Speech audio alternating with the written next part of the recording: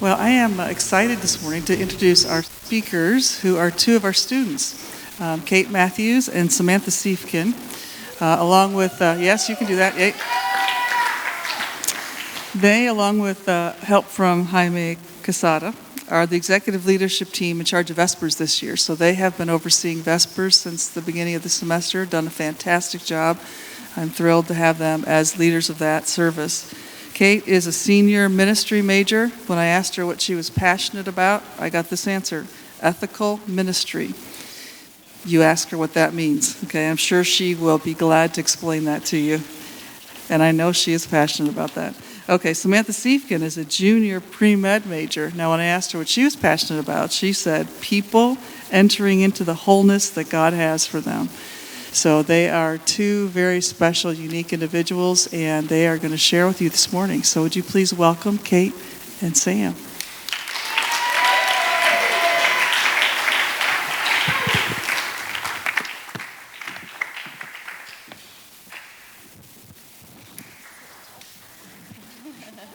You're so little. This is really funny because Samantha's way too short for this seat. That's why I chose these ones. So over Thanksgiving break, I was with my family in Indianapolis, and we went and saw the movie It's a Wonderful Day in the Neighborhood. It's about Mr. Rogers. If you live in Hood Hall, there's posters of him all around. There you go. Something that really was impactful for me while I was watching that movie was Mr. Rogers took a whole minute to reflect with a friend and asked him to think of those who have loved him into being. And, those who have loved him so well that they are who they are today. Yeah, so I want us all to do that right now. So we're going to take 1 minute when we're going to reflect on those who have loved us into being able to be here right where you are today. So I'm going to set a timer. We're going to do this for 1 minute. Here we go.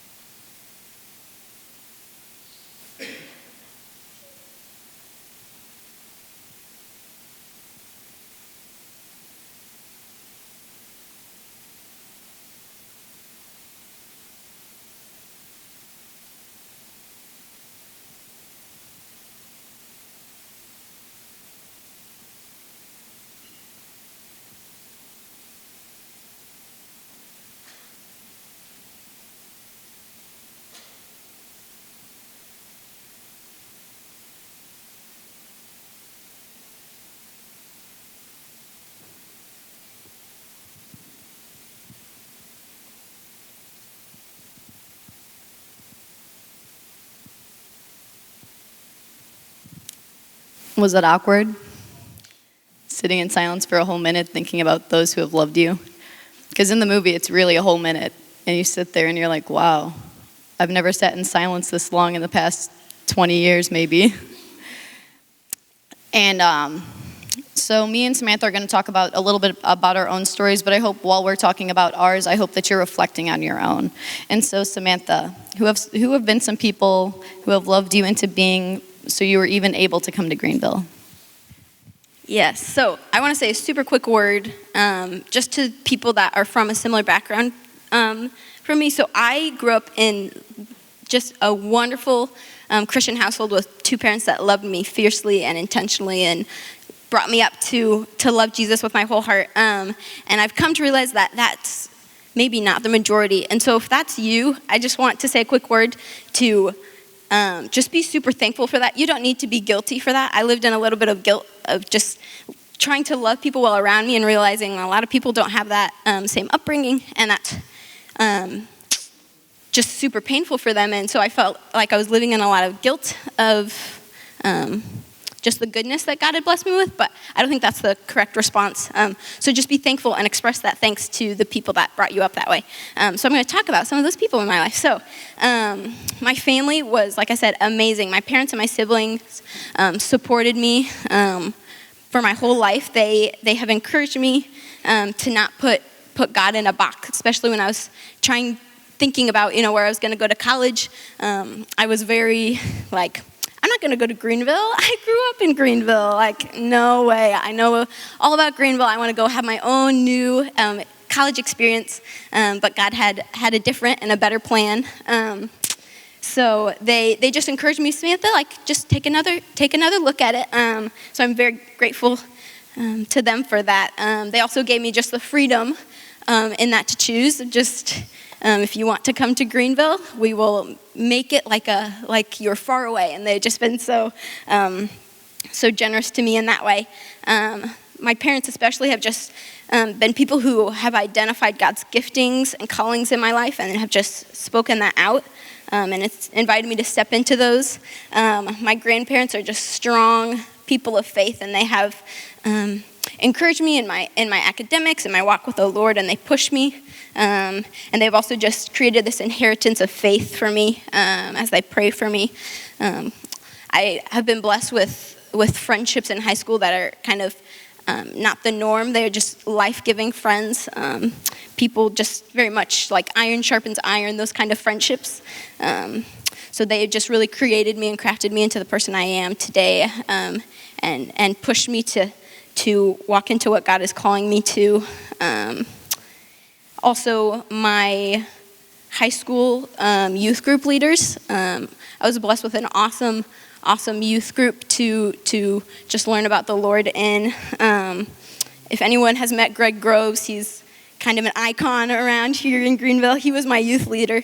And there's not many 60-year-old youth leaders out there, so he's really good at it. So he's taught me how to work hard. He's taught me perseverance, and that I can do hard things by taking me on 600-mile bike trips and canoe trips. And he's opened my eyes to the bigness of God and giving me a global perspective. He taught me through word and action who Jesus is and what he's like. And he also created opportunities and allowed me to step into spaces in which I was able to experience Holy Spirit for the first time and hear the call to step into the medical field. So I wouldn't have heard that call if I hadn't been in those spaces and opportunities he created for me. Also, when I was thinking, Terry Sunderland is someone who came to my mind. She was my D group leader for my age group in high school, and she just really taught me how to just care for my heart, and she taught me how to disciple others well. She taught me how to protect my heart, how to ask intentional questions, and how to love through listening to others. So those are just a few. So I was raised in a different family structure. I'm from Joliet, so not Greenville. It's a bigger city. I really loved it. The city that I was in, it was super awesome. It's really big, so there's a ton to do. And a different family structure than Samantha's. But some people that have loved me into being able to be at Greenville, the number one that came to my mind was my grandma.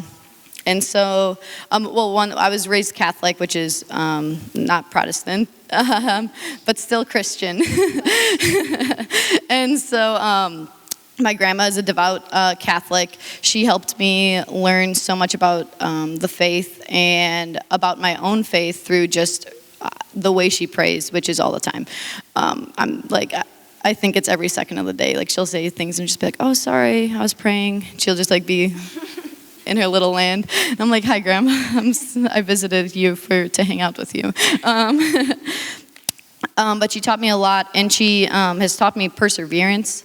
My grandpa had a stroke when he was only 48, I think, and it paralyzed his whole left side, so she essentially turned into his caretaker. And so he lived for 20 years after that. And so for 20 years, she took care of him while he was paralyzed on his entire left side. And he was a lefty, so everything that he had to do, she was helping with and learning and showing me how to love people really, really, really well. Another person was my travel basketball coach, Renee Chimino. Hopefully she remembers me. I'm kidding.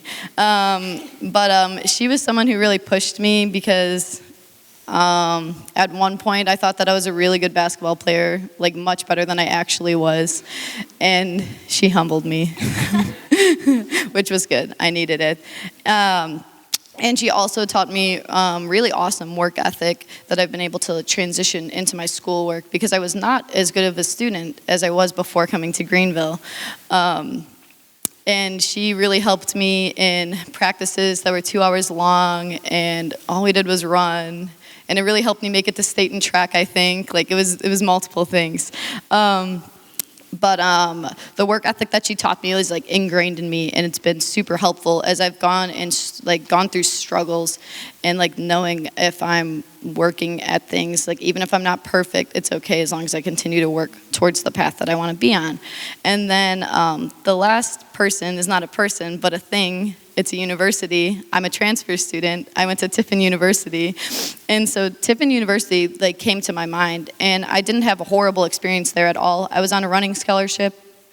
It was like our men's track team won nationals while I was there, so it was a very good team. It was super fun. And but while I was there, I was also learning like new lessons and growing in my faith, and I like knew that I wanted to go to Christian University after being there for a little bit. It was a secular school, but then also I had a running injury that made it for sure that I was going to leave, which was good because I needed that extra push to kind of move on. But Samantha, who are some people here at Greenville that have been able to love you into being?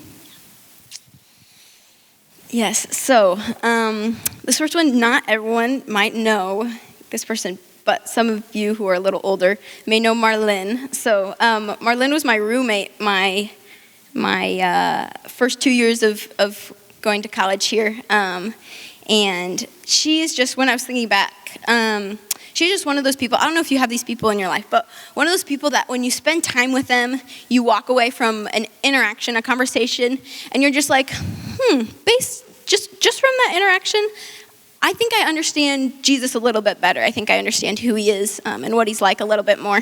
And so Marlene was just consistently that for me, and so it was just so amazing living with her. She just really shaped my relationship with God a lot and just taught me, by example, just the intimacy we can have with God. Another person is my tennis coach, Brett Brannon. If you guys don't play tennis, you're playing the wrong sport. That's just all I'm going to say, because, wow, Coach Brannon has just been just an awesome example of just Jesus to myself and the team. He just continually extends mercy and grace, not just to me, but to the rest of our team. His family is just someone who models like biblical hospitality very well. They just welcome everyone in to just be people's second family that when they need it. Another person here at Greenville that has just loved me into being the person I am is Miriam Porter. If you don't know Miriam Porter, get to know Miriam Porter. That's all I'm gonna say. She mentors me, and she loves me like family. When there's really no reason she should know who I am. I'm a science person. Miriam is a vocal studies music professor, right? No reason, but just by the grace of God, she's just become family to me. She speaks over my life and my future in ways that give me hope and remind me to cling to my Father. She sees me like she's someone who I don't know if you have these people, they just really like see you, and she sees my heart and shares the Father's heart and thoughts of me when I need it most. She is someone who believes in me more than I believe in myself, because she sees me with an eternal lens or kingdom perspective. So she sees not what I'm possible of in my own humanity, but rather what I'm possible of if I'm clinging to and relying on Christ, continually surrendering to him. Another person who's really loved me and shaped me, especially in my academic realm is my advisor, Dr. Cox, who I don't know if he would claim to be my advisor because, there's this running joke, Dr. Eiler was my advisor and then Dr. Eiler retired. And so every time I try and, get advice, he's like, oh, why? You're talking to me? Why are we? You're my advisor, Dr. Cox. That's why.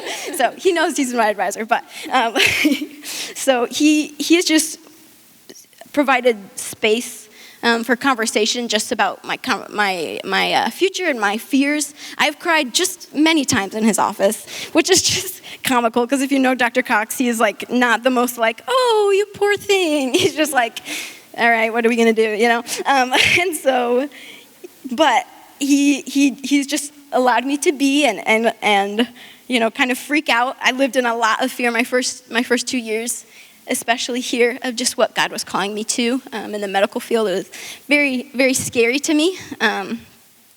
And he just offered space to have those conversations with me and has just encouraged me in what I'm pursuing. He challenges me inside and outside of the classroom to step into the struggle and the uncomfortable in order to learn and realize the potential God has created me to live into. And he helps me critically think about the world that God has so beautiful created. And a final person that came to mind when I was just kind of reflecting is Kathy Philby.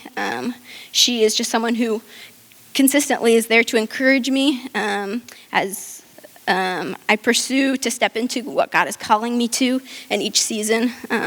She prays over me, which is just so powerful always.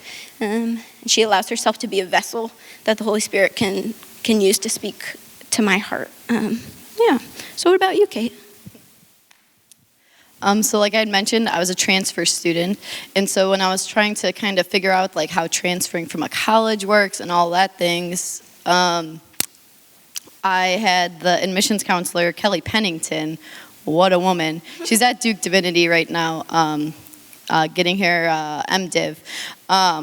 But I was really nervous, and I'm someone who, like, it's surprising, but if I'm comfortable, like, I'll just let it ride. I'm like, it's fine, like, this is good. So I was at Tiffin, and I wasn't happy necessarily, but I wasn't, like, upset or, like, that angry about it. So I was like, I'll probably just stay here and, like, finish out my degree. I was going to be able to graduate early, so I was like, only, like, 2 more years. I'm, like, doing the math in my head, like, only, like, 365 times 2. Trying to, like, figure it out. I'm like, it's not that bad, I don't think. And so I had reached out though, so over my spring break, as most college kids do, they visit other colleges to see where they're going to transfer.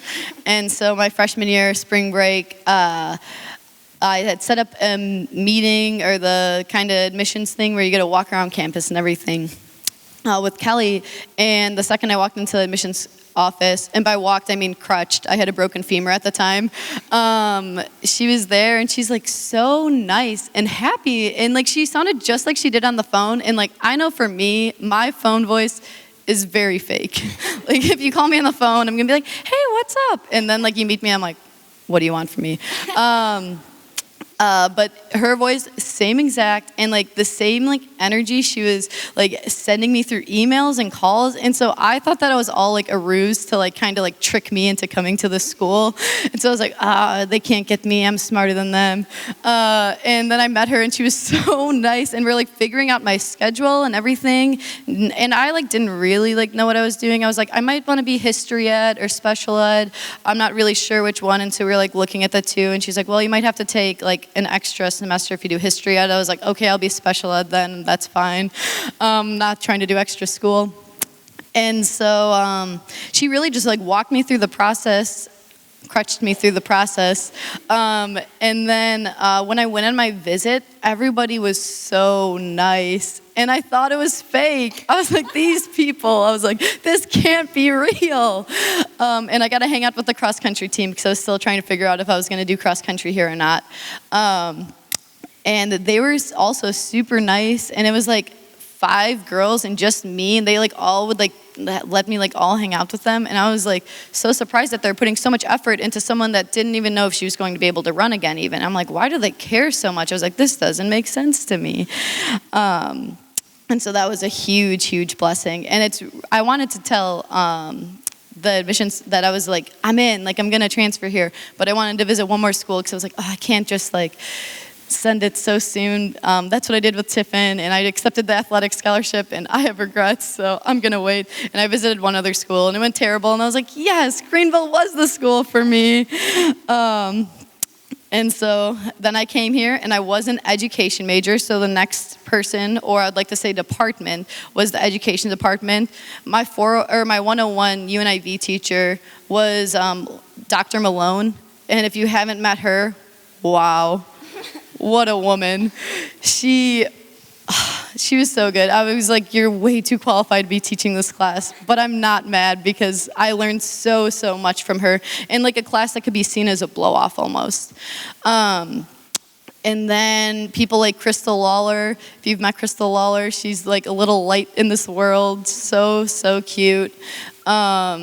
And then Laura Schaub was also someone who is huge, and someone who's just so practical when she's teaching her classes. So I was learning things that I could actually apply to my future classrooms, and I was like, okay, this is making sense. Because I like to think of some things theoretically, but then if I'm like, there's no point to it, it's really hard for it to like actually stick in my brain. Because I'm like, I'm never gonna use this. I'm sorry, that's math for me. I have a calculator. And then while I was in the ed department, I started to feel a call to ministry. And so I didn't know anyone in our ministry department other than Lori Gaffner, Professor Gaffner. And so Lori, I just emailed her and was like, hey, I'm trying to figure out if I could do ministry as a minor because I wasn't ready to fully commit yet. And so I was like, I'll just add it as a minor. That's good enough, right, God? And so I set up a meeting with Lori, and I get into her office, and I'm like talking to her. I'm like, yeah, I'm an ed major, and I want to add ministry as a minor. And she goes, yeah, that's not going to be able to. Yep, ed doesn't work. Like any other major, maybe, but ed, they're too tight of a schedule. Like she's like, you'd have to be here for like an extra 2 years. Like it's just not going to be a thing. And I was like, wow. I was like, all right. And so she told me all about the program. It was awesome. And I was like, I know this is what God's calling me to do. So like anyone else, I was like, thanks for the time. And I walked out. And I didn't commit to anything. I was like, I'll think about it. And so I leave. And just kind of ignored it for like even longer. Like it wasn't like that weekend that I decided. I think it was like 2 weeks after, and then just like continued to feel called. So I was like, dang it, I really have to fully sacrifice. It's a good lesson for everyone. And so then I changed my major from the education department to ministry. Thank you.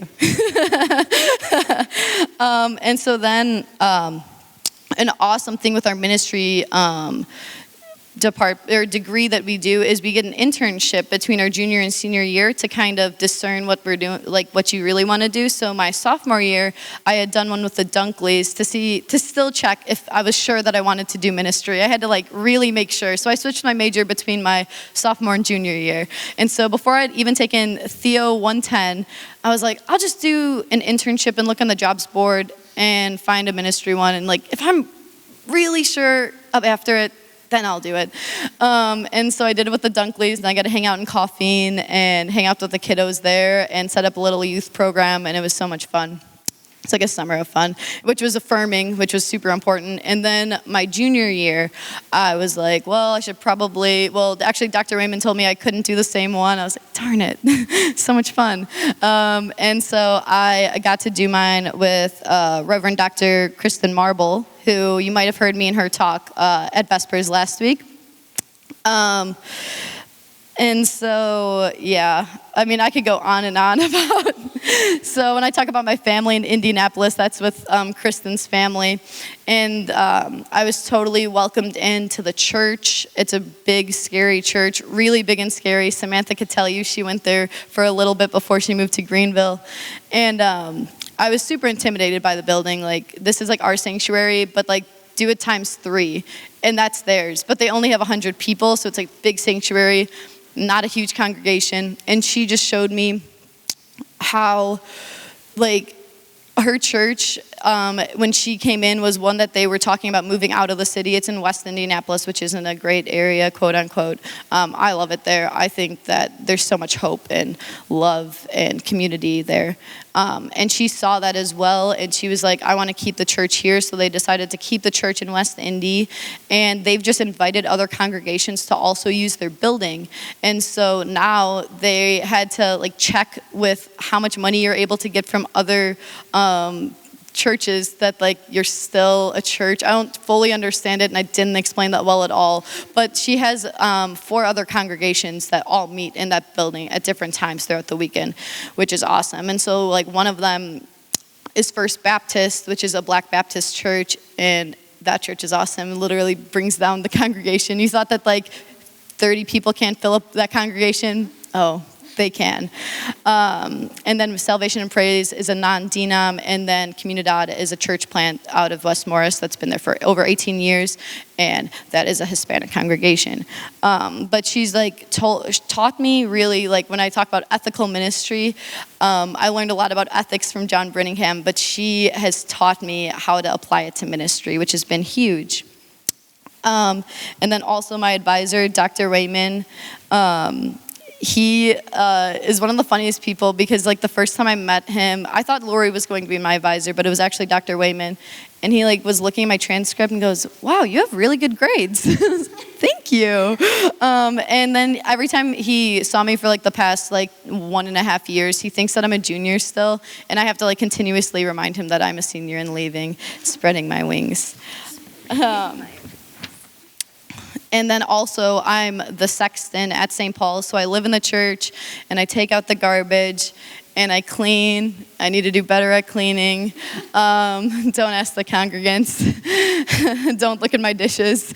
But St. Paul's has been so filling, and that's been where I've really been able to grow a ton in ministry. I've been able to preach there, and then also just literally live there, which has been huge. So you'll see me skateboarding up and down College Ave sometimes. Please be careful, I've almost been hit. And then another person, I mentioned him, was Dr. Brittingham.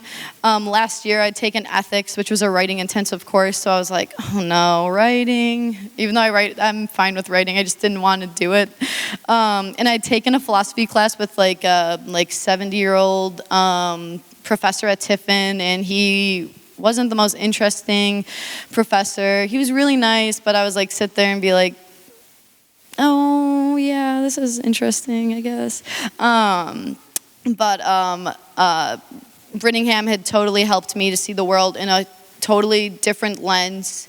And I would 10 out of 10 recommend reading the book Scandalous Obligation, because it calls you like to new action as a Christian. And it wrecked my brain for a little bit, but then I was able to figure it out, which was good. And then 2 people in residence life. I worked in residence life last year. So one of them's Nikita Home. And so she was my boss, and she really took a chance on me, guys, because she didn't know who I was, because I lived in a house my first year. And so I had never met her, didn't know her, she didn't know me, and she sent me an email about that I was recommended, and I was recommended by someone else, like still had no idea. It was by Johnny Hinton, who I had one class with, so I'm still like, I don't know how he like thought of me, but I heard that they were pretty desperate. So she hates when I say that. And so she emailed me and was like, she like sent me this really long email and was like, do you want to like talk and we can like see like, if you're interested, blah, blah, blah. And so I was like, yeah, I'll do it. I think that was my exact response. And so she's like, I'll call you and explain it more to you so you can like really think about it. So she like talks to me for like 15 minutes and I'm like, yeah, I'm in. I'm like, that's fine. And she's like, do you have any questions? And I like sat there and like thought about it for like 2 seconds. Was like, nah, I'm in. And then she goes, okay, I'll explain a little bit more then. And she like continued explaining. But that was awesome. I loved residence life, super impactful. And then Mikey Ward is someone who's been mentoring me this year and encouraging me while I try to move off into the world, away from Greenville. And so kind of like in conclusion, so like these people that we've talked about and the people that you guys were thinking about. So the people who have gone before us and loved us so well, thank you. To those who follow us, the road is still being paved.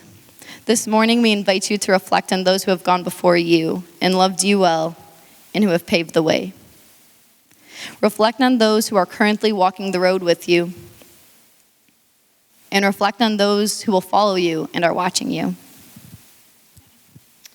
I just want to say a super quick thought that God kind of brought to mind as I was preparing. We know the season is different and difficult, especially for our institution. And maybe some of these people that have come to mind may be leaving. Or maybe your situation is one of these people that have loved you into being. Maybe you're grieving the loss of them. Everyone's healing process is differently, and your heart might not be here, but I think God has been inviting me into something else, and he might be inviting you to it as well, of just, rather than staying in the hurt, to just choose thanksgiving, both to God for the beautiful resource these people have been, and the gifts that they have been for such a time as this, that that they've been here and with us and shaped us, and to also just express thanksgiving to them as well. They probably need to hear it. Yeah. And so in this season of Thanksgiving, who do you need to thank who has boldly created a path for you to follow? To whom can you offer unfailing support as they walk with you? And might there be others you need to seek out to invite them onto the path?